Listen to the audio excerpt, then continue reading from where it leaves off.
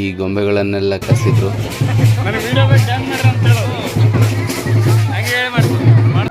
ಇನ್ನು ಇವರು ಶ್ರೀ ವೀರಭದ್ರ ಸ್ವಾಮಿಯ ಯಾವುದಾದ್ರು ಒಂದು ಕಥೆನ ಹೇಳ್ತಾ ಇದ್ದಾರೆ.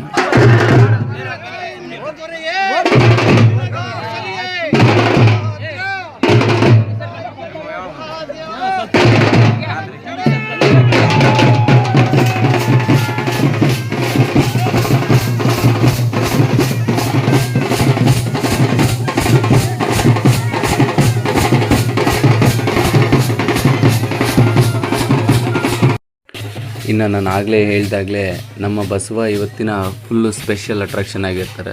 ಸೊ ಅದಕ್ಕಾಗಿ ಪ್ರತಿಯೊಬ್ಬರು ಬಂದು ಫೋಟೋಸ್ ಎಲ್ಲ ತೆಗೆಸ್ಕೊಂಡು ಹೋಗ್ತಾ ಇರ್ತಾರೆ.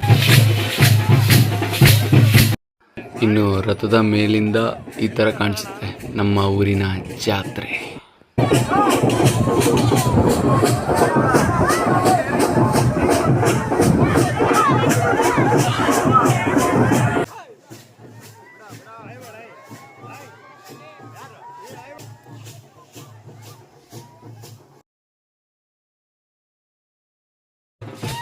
ಇನ್ನು ಪ್ರತಿಯೊಬ್ಬ ಹುಡುಗನಿಗೂ ಈ ನಂದಿಕೋಲು ಕುಣಿಸೋದು ತುಂಬ ಇಷ್ಟ ಆಗುತ್ತೆ. ಹಾಗಾಗಿ ನಾವು ಕೂಡ ಹಾಕ್ಕೊಂಡು ಒಂದು ಸ್ವಲ್ಪ ಟ್ರೈ ಮಾಡಿದ್ವಿ. ತುಂಬ ಹೊತ್ತೆಲ್ಲ ಕುಣ್ಸೋಕ್ಕಾಗಲಿಲ್ಲ, ಯಾಕಂದರೆ ಅದಕ್ಕೆ ತುಂಬ ಸ್ಕಿಲ್ಸು ಟೆಕ್ನಿಕ್ ಎಲ್ಲ ಬೇಕು. ನಮ್ಮ ಹತ್ರ ಎಲ್ಲ ಅಷ್ಟು ಟ್ಯಾಲೆಂಟ್ ಇಲ್ಲ.